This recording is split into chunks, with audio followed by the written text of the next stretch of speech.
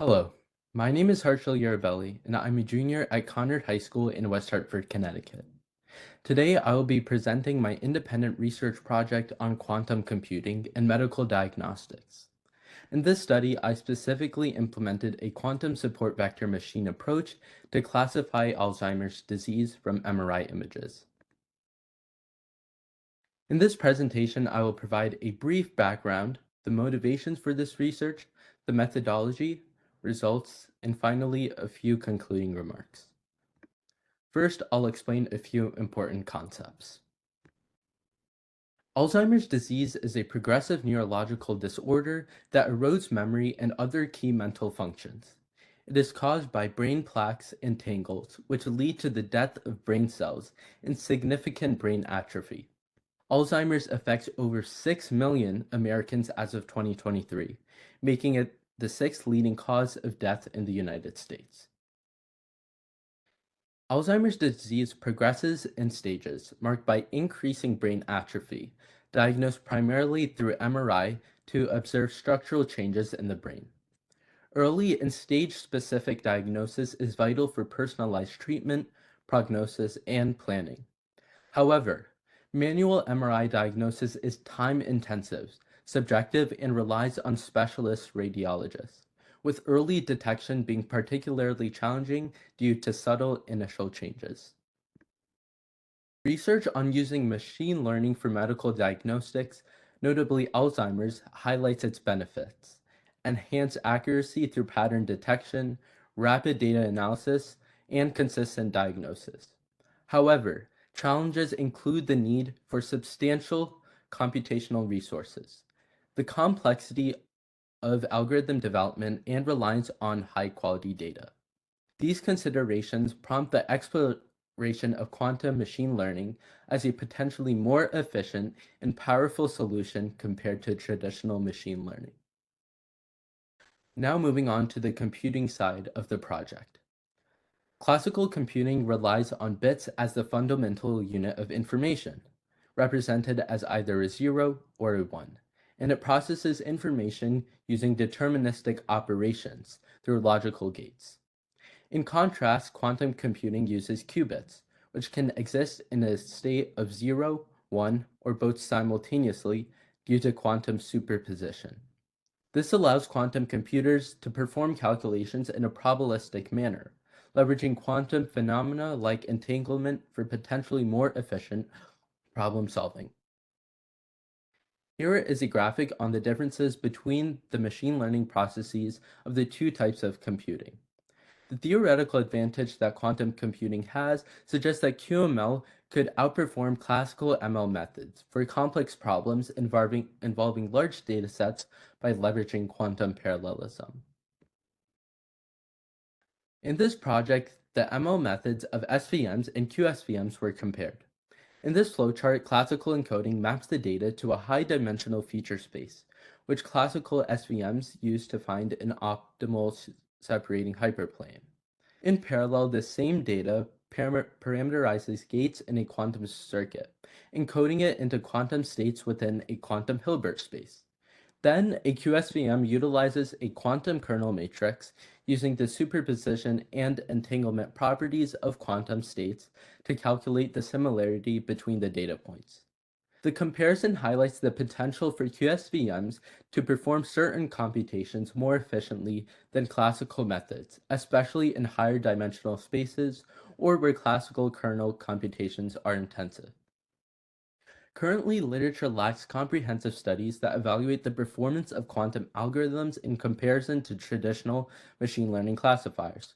So, my research will provide insights into the operational effectiveness and potential advantages of a QSVM and enhancing the accuracy and efficiency of AD diagnosis. And more importantly, compare the performance of classical SVM models to quantum SVM models. Now I'll be discussing the methodology of my research. Here is a flowchart of how I completed the study. The first step was to acquire and pre-process the dataset, which comprised of 6,400 brain MRI scans. Then the dataset was reduced to approximately 900 images because program crashes were occurring due to the lack of high computational power on the multitude of IDEs that I was using when running the QSVM model on 1000 images or more.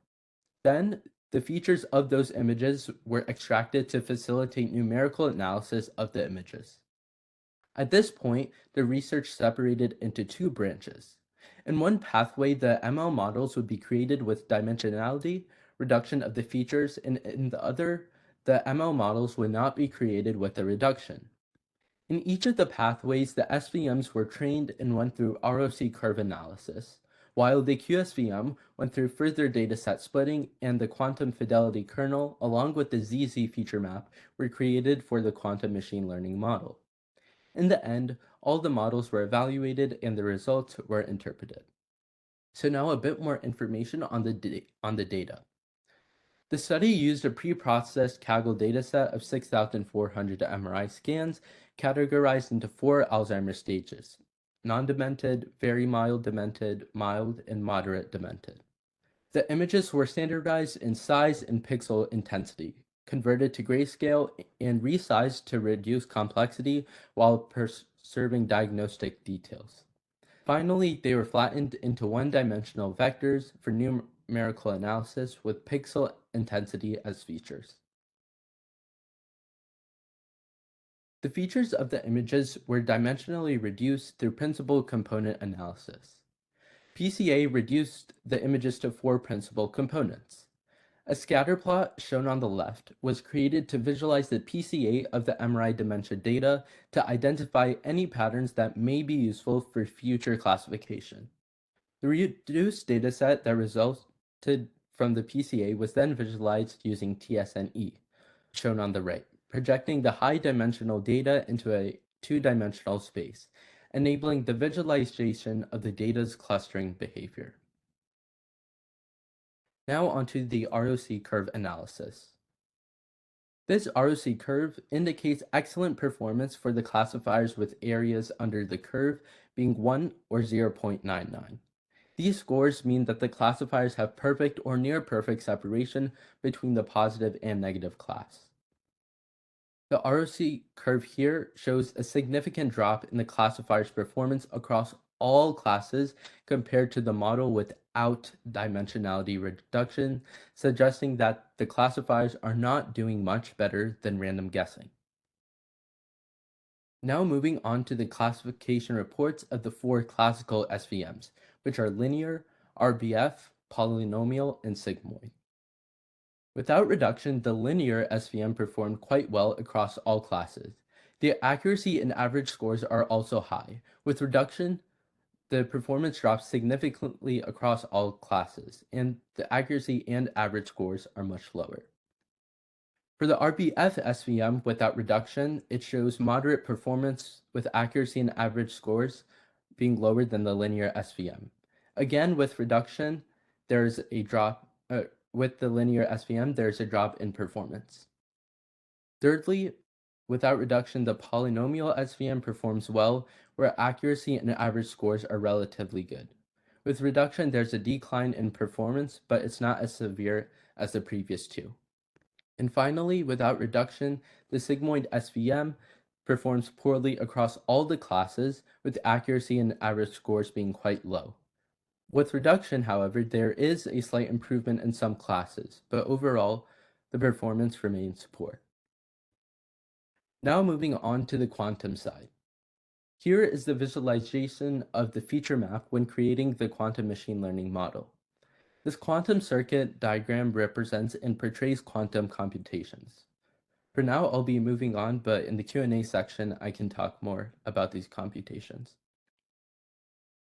In this table, you can see that the dimensionality reduced QSVM has moderate performance, with the accuracy being of 0.62 and with the other performance metrics also being moderate.